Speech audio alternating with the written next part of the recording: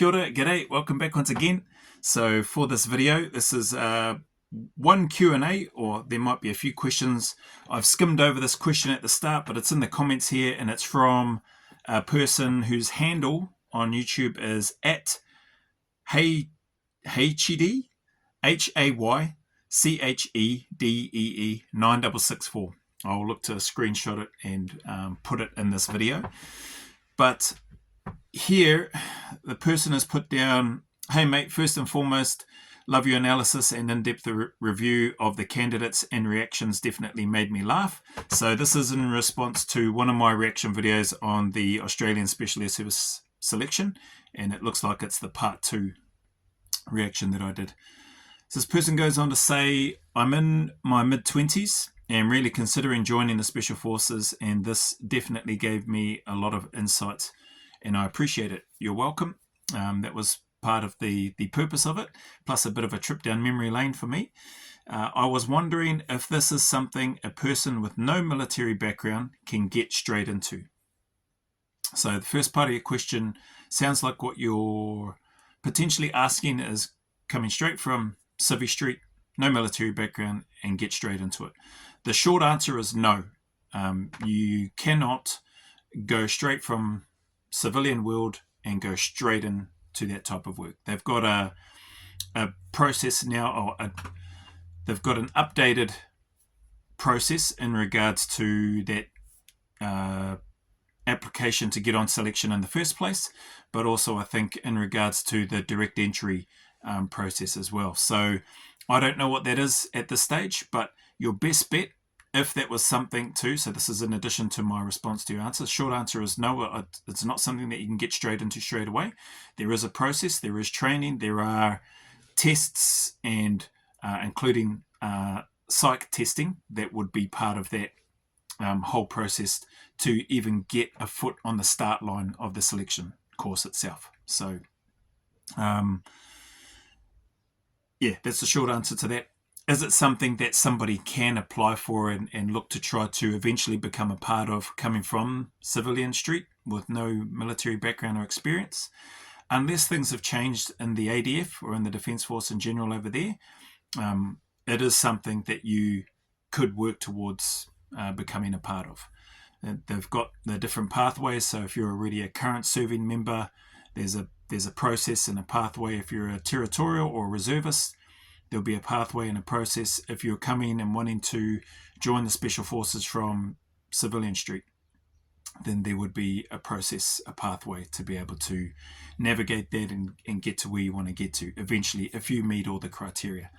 I don't know the specifics, as I've mentioned, of what that whole new application process looks like, not for regular force soldiers, not for reservists or territorial force, and not for the civilian pathway. I'm completely not up to date with what that looks like.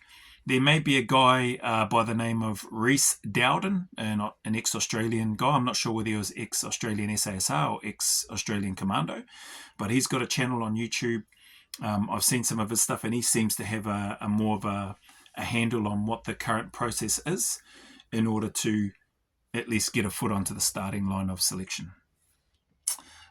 Would you recommend going into infantry first, then transitioning?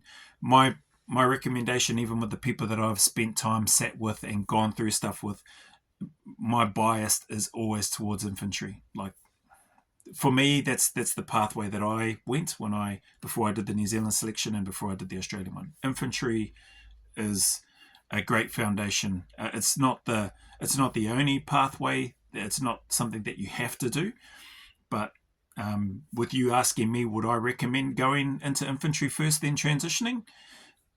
For me, 100%. Yep. If I was going to go through selection again and I was fresh off the boat with no military experience, I would choose infantry, because I felt like it gave me a really good understanding, and it set me up well to get a bit more of an understanding of what I could expect if I was fortunate enough to make it into the unit. So yes, I would. What are your thoughts? So hopefully I've provided some context in there for you in and around my thoughts on those two questions that you've asked. I'm not sure if trying SAS with no prior experience in combat is a good idea. Truth be told, I didn't have any combat experience before I went on the SAS selection and before I got into the unit. I had deployed on operations or had deployed on an operation to East Timor, and we'd been out on multiple tasks and jobs, but we never got into any contacts at all while I was there. We were not intentionally looking to go get into a gunfight either. We were looking to conduct reconnaissance operations and monitoring the border and, in other certain parts of the area where there may have been and or suspected to have been people that weren't supposed to be there in certain areas, but if they were there, we never encountered them, and so we didn't get into any gunfights. It's not a prerequisite. That's the other thing for anybody looking to join the Australian or any Special Forces unit. It's not a prerequisite that you have to have had combat experience before you go. There were plenty of people before my time that were in the SAS that didn't have combat experience. They'd just been able to leverage and learn from the experiences of those that had and stood on their shoulders and received the training, and then those others that received that training probably looked to add on to that and build it and make it better. So with your comment, you're not sure if trying SAS with no prior experience in combat is a good idea. Just know that that's not a prerequisite, and that's not an indicator that anybody will be successful. You may have, there's probably a heck of a lot of non-special forces, not probably, there are a heck of a lot of non-SAS operators that have got far more combat experience than I have and then that I ever had. So, but it doesn't guarantee that they will make good soldiers in the SAS or in the Special Forces. It doesn't even guarantee that they will apply or that they'll want to apply. And it certainly doesn't guarantee that they will pass. There's no guarantees that anybody will complete or pass selection. So yeah, hopefully that makes sense and gives you a little bit of context with regards to your thought in and around it.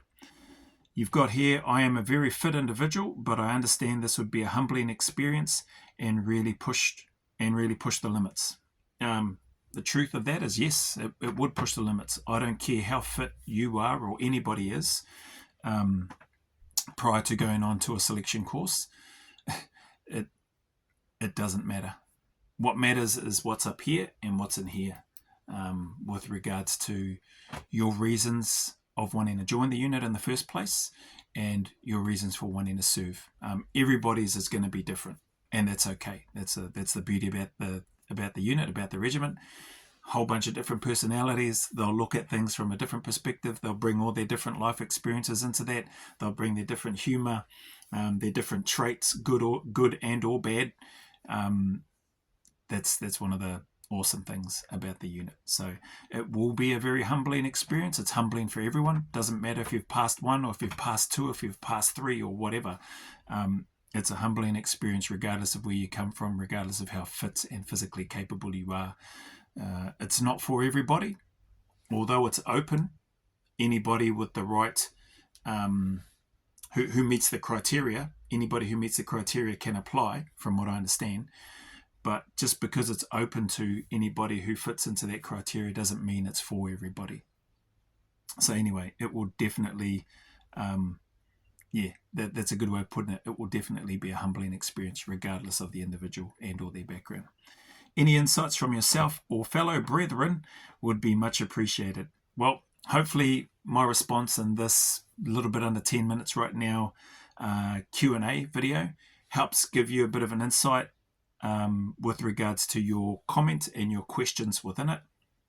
And thank you and anybody else that's taken the time to stick around and be here for this long and or that has been following my channel and or has watched any of these videos.